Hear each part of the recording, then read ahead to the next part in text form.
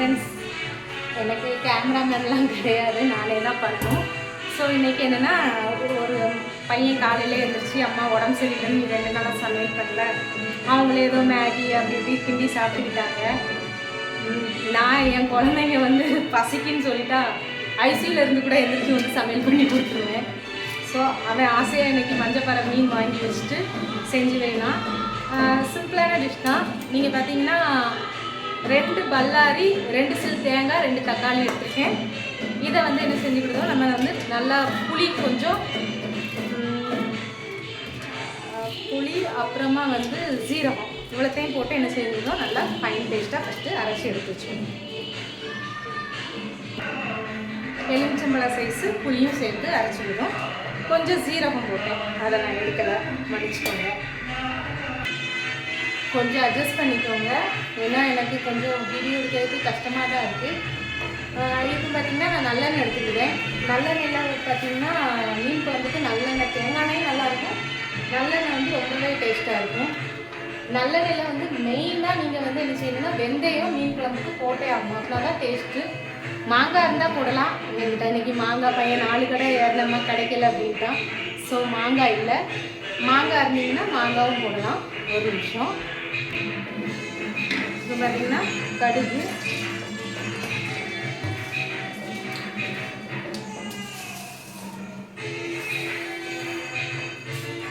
வெந்தயம், அப்புறம் சும்மா பேருக்கு ஒரு என்ன சொல்ல பொடி உள்ளி சின்ன வெங்காயம், அப்புறம் 4 பச்சை மிளகாய். மாங்காய் போட்டால் ரொம்ப நல்லாயிருக்கும், நான் மாங்காய் போடல. தக்காளி புளினா நம்ம அரைச்சி வச்சோம். அப்புறம் கருவேப்பிலை கொஞ்சம் போட்டுட்டு நம்ம ராஜ்மோகன் என்ற வாங்கின குழம்பு மிளகாய்க்கு ஒரு 1/2 கிலோ மீன் குழம்புக்கு ஒரு 3 ஸ்பூன் போடுவேன். இதில் 3 கூட போடலாம், ஏன்னா மீன் குழம்பு கொஞ்சம் உரைப்பாக இருந்தால் நல்லாயிருக்கும். ஸோ 3 கிட்ட போடுவேன். வேறு எதுவுமே போடலை. இது அப்படியே அந்த எண்ணெயிலே கொஞ்சம் அந்த மசாலாவை கொஞ்சம் எண்ணெயிலே வந்து வதக்கணும்னா வறுத்து அரைச்சி அந்த டேஸ்ட் வந்துடும். மீன் குழம்பு வறுத்து அரைப்பாங்கள்ல, மீன் குழம்பு வைக்கிறது ரொம்ப சிம்பிள், ரொம்ப டேஸ்ட்டாகவும் இருக்கும். ஒரு சிலர்லாம் இஞ்சி போட்டு அதுக்கு என்னமோ மீன் குழம்பு செய்யணும்னா ஒரு நாட்டையே பிடிக்கிற அளவுக்கு ரொம்ப சீன் போட்டு யூடியூப்லாம் வீடியோ வருது. அந்த அளவுக்கு ரொம்ப கஷ்டமான வேலைலாம் கிடையாது. மீன் குழம்பு மாதிரி சிம்பிளான சமையல் எதுவுமே கிடையாது. இது கொஞ்சம் நல்லா இதானோடனே நம்ம அரைச்சி வச்சுருக்க மசாலாவை வந்து நம்ம என்ன செய்யணும், இதில் சேர்த்துக்கிறோம். இப்போ இது நல்லா வந்து நமக்கு ஓரளவு நமக்கே தெரியும், அந்த வறுத்த மசாலா ஸ்மெல் வந்ததுன்னு வைங்களா, சூப்பராக இருக்கும். மீன் குழம்பு வந்து ரொம்ப ரொம்ப ஈஸியாக செய்யலாம். நான் முன்னாடி என்ன செய்வேன்னா மல்லித்தூள், வத்தல் தூள் போடுவேன். இப்போ நம்ம ராஜ்மோகன் வாங்கின அந்த குழம்பு மிளகாய்க்கு பார்த்திங்கன்னா புளி குழம்புக்கு, மீன் குழம்புக்கு, வத்த குழம்புக்கு, ஏன் மட்டன் குழம்புக்கு, சாம்பாருக்கு மட்டும்தான் போடுறது கிடையாது. மற்ற எல்லா குழம்புக்கும் இந்த ஒரு பொடியே ரொம்ப சூப்பராக இருக்குது. நான் செஞ்சு பார்த்ததுனால சொல்கிறேன். இப்போ ஓரளவு நமக்கு அது வந்து இதாகிடுச்சு. இனி என்ன செய்யணும்னா அந்த மசாலாவை அப்படியே எல்லாம் கொட்டி, இந்த மசாலாவும் பச்சை வாடை போகிறத என்ன செய்யணும். மீன் குழம்புல ஒரு பெரிய ரகசியம், அது என்னங்கிறத சொல்கிறேன், வெயிட் பண்ணுங்கள். இந்த இப்போ நம்ம அரைச்சி வச்சுட்டு மசாலாவையும் கொட்டி அதுவும் நல்லா பச்சை வாசனை போகிற வரை நம்ம என்ன செஞ்சுக்கணும், இது பண்ணிடணும். மீன் குழம்புல ஒரு பெரிய ரகசியம் என்ன வந்துச்சுன்னா, ஒரு சிலர் வந்து மசாலா கொட்டிட்டு ஒரு கொதி வந்த உடனே இது பண்ணாங்க. அதுதான் மீன் குழம்புல பண்ணுற மிகப்பெரிய தப்பு. இப்போ மீன் குழம்புக்கு நல்லா அந்த மசாலா வந்து எனக்கே தெரியும், அந்த தேங்காய் இதெல்லாமே வந்து இதில் வறுப்போமா, வறுத்து நிறைய தண்ணி சேர்ப்போம்.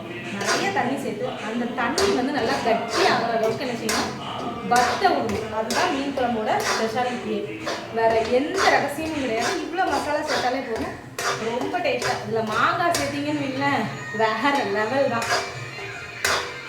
என்னதான் நம்ம வந்து உலகத்தில் வந்து எவ்வளோ கஷ்டங்கள் பிரச்சனைகள் இருந்தாலும் நம்ம குழந்தைங்க வந்து பசிக்குன்னு சொல்லிட்டா அவங்களுக்கு விதவிதமாக சமைச்சு கொடுக்குறதுல இருக்கிற சந்தோஷம் இந்த உலகத்தில் வேறு எதுலேயுமே இல்லைன்னு நான் நினைக்கிறேன். என் பொண்ணு எனக்கு மருதாணி வச்சு விட்டுருக்கா பாருங்க கையில், நான் படுத்திருந்தேன்னு சொல்லி. அழகாக இருக்குதா?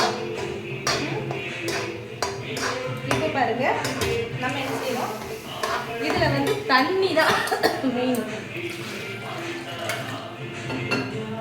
தண்ணி எவ்வளோ சேர்க்கணும் அது வந்து நல்லா கொதிக்கணும். மீனை வந்து இப்போவே போட்டுறக்கூடாது, சரியா?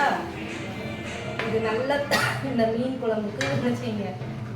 நல்லா இந்த மசாலாவை ஷாம்லா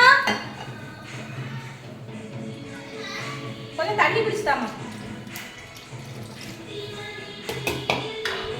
இனி கிச்சனை எல்லாம் யூஸ் பண்ணுவோம். இதில் கொஞ்சம் தண்ணி பிடிச்சிட்டா ஃபுல்லாக.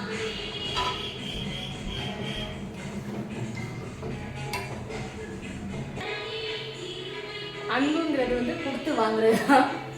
என் பையன் பார்த்தீங்கன்னா கொரோனாவோட எனக்கு என்ன செஞ்சான்னா, என் தங்கச்சி வந்து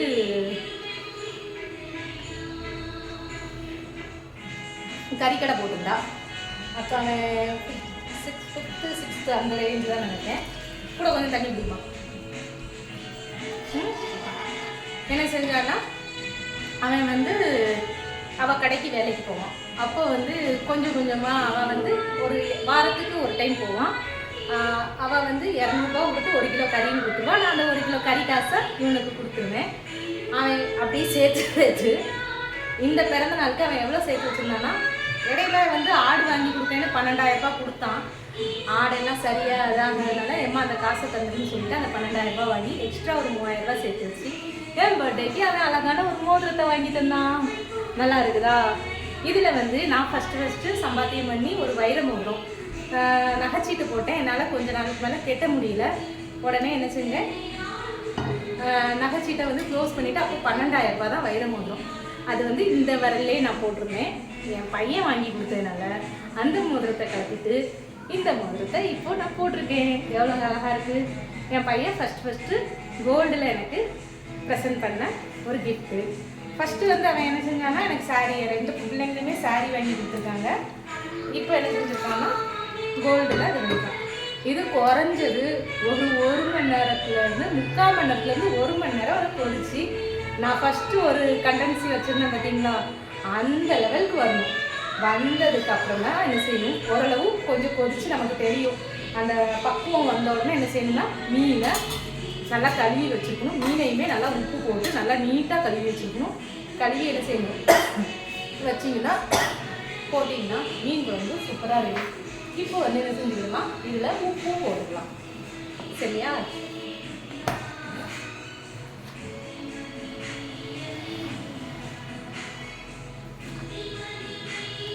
ஓகே, மீன் குழம்பு எப்படி இருக்குன்னு பார்க்கணும்.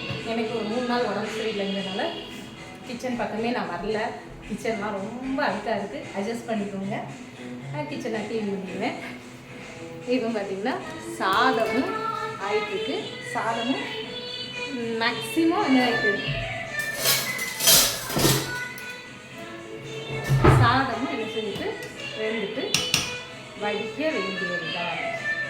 ஓகே, சமையல் ஆகிட்டு நான் உங்களுக்கு மீன் குழம்பு நல்லா கொதிச்சு தானே திரும்ப பார்க்குறேன். வெயிட் பண்ணுங்கள். ஹாய் ஃப்ரெண்ட்ஸ், இப்போ பார்த்தீங்கன்னா ஒரு 1/2 மணி நேரத்துக்கு மேலே ஆகிருக்கும். பாதி சட்டியாக வற்றிட்டா குழம்பு. இப்போவும் நம்ம ஆஃப் பண்ணிடக்கூடாது. இப்போ மீனை இந்த பதத்தில் என்ன செஞ்சிடணும், மீனை உள்ளே போட்டு இன்னும் நல்லா மீன் வந்து அப்படியே எப்படி இருக்கணும்னா, அந்த மசாலாவில் அப்படியே மீனில் வந்து அப்படியே அந்த மசாலா வந்து நல்லா அப்படியே அப்சர்வ் ஆகிருக்கணும். அப்படின்னா தான் சாப்பிட சூப்பராக இருக்கும். அப்படி தானே? மீன் குழம்புக்கு பூனை எப்படி உட்காந்துருக்கு பாருங்க. 2 நாள் சாப்பிடல, ஹோட்டல் சாப்பாடு சாப்பிட்டோன்னே மெலிஞ்சு போனாலே என் பிள்ளை. எனக்கு எப்போவுமே வந்து நல்ல தண்ணியில் ஒரு கழுவு லாஸ்ட்டாக கழுவி தான் மீனை தூக்கி போடுவேன். நம்ம அப்போதே உப்பு எல்லாமே போட்டாச்சு. இப்போ மீனை என்ன செய்யுங்க, குழம்புக்குள்ளே அப்படி அப்படி இப்படி மீனை என்ன செய்யுங்க குழம்புக்குள்ளே போடுங்க. ஏதோ ஒன்றை பிடித்து கொண்டு உயிர் வாழுங்கள், வாழ்வு இனிமையாகும். வேறது நீ கண்ணில் விட்டு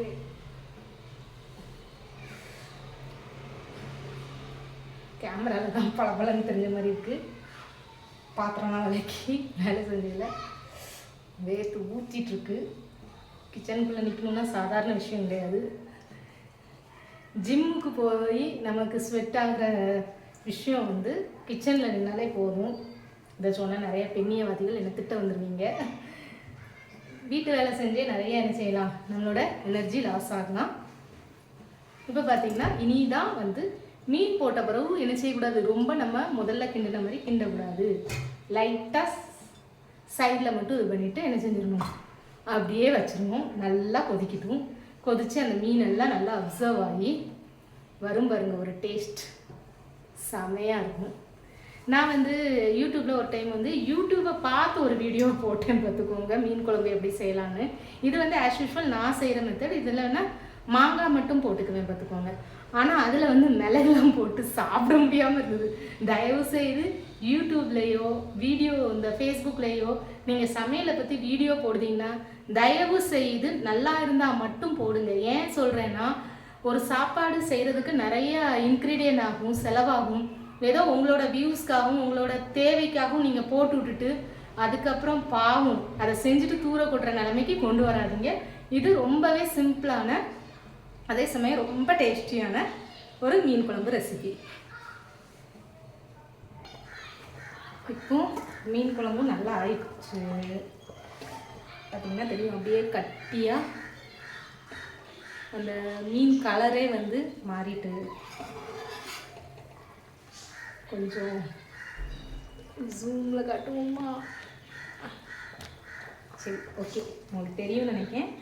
அந்த மீன் வந்து நல்லா என்ன செஞ்சுட்டு கட்டி ஆகிட்டு, உங்களுக்கே தெரியும் அந்த கலர் எல்லாமே வந்து ரெட்டிஷ் ஆகிட்டு. இவ்வளோ நேரம் வெள்ளையாக இருந்தது, ரெட்டிஷ் ஆகிட்டு.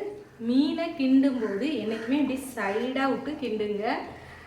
நேராக உள்ள விட்டு கலக்குன்னு கலக்குனீங்கன்னா மீன் அவ்வளோ உடஞ்சி போயிடும். ஓகே, டேஸ்ட் பார்க்கலாமா?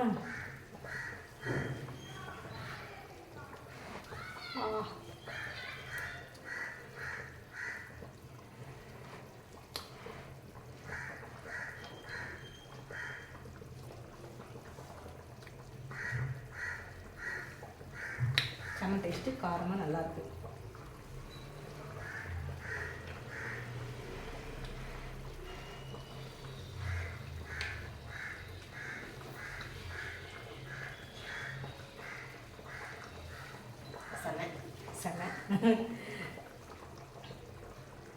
ஓகே ஃப்ரெண்ட்ஸ், இன்றைக்கி சமையல் முடிஞ்சுது. எப்போவும் நெத்திலி மீன் பொரிப்பேன். இன்றைக்கி கொஞ்சம் பொரியல் பண்ணலை, வெறும் குழம்பும் சாதமே வச்சாச்சு. இப்போ வந்து பூனைக்கு ஃபஸ்ட்டு சாதம் கொஞ்சம் ஊற்றி கொடுத்துருவோம். சாப்பிடலாம் செஞ்சால் ஹோட்டலில் 2 நாள் தான் உடம்பு முடியல. அதுவே அவங்களால ஹோட்டல் சாப்பாடு சாப்பிட முடியல. நான் வந்து ரைஸை எப்பவுமே வடிப்பேன், அதனால் ரைஸ் வந்து சூப்பராக இருக்கும். குக்கரில் வைக்கிறதோட விட வடிக்கும்போது உங்களுக்கு வெயிட்டும் போடாது, ரொம்ப நல்லாயிருக்கும். குழம்பு ஆஃப் பண்ணிக்கலாமா? ஆஃப் பண்ணியாச்சு. இப்போ அம்முக்குட்டிக்கு ஒரு பெரிய மீன் எடுப்போமா?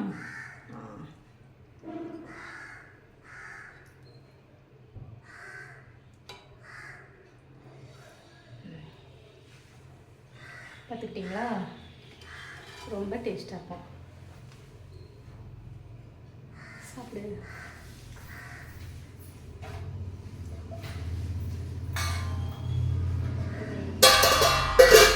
Okay friends, ஊட்டிக்கிட்டா?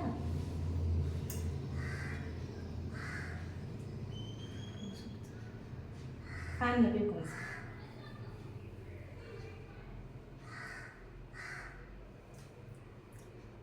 என்னக்கா செம்ம டேஸ்ட்டாக இருக்கும். ஓகே ஃப்ரெண்ட்ஸ், பாய்.